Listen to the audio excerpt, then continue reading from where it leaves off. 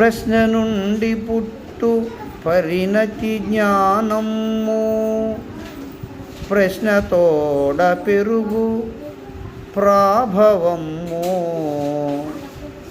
ప్రశ్నలేక ప్రగతి ప్రశ్నార్థకమురా, నవయుగాల బాట నార్ల మాట.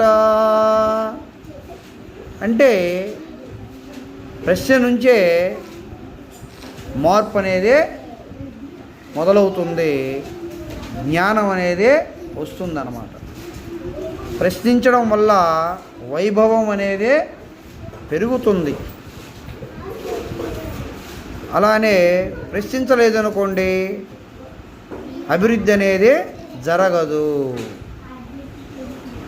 ప్రశ్నించడం వల్ల విలువ పెరుగుతుంది.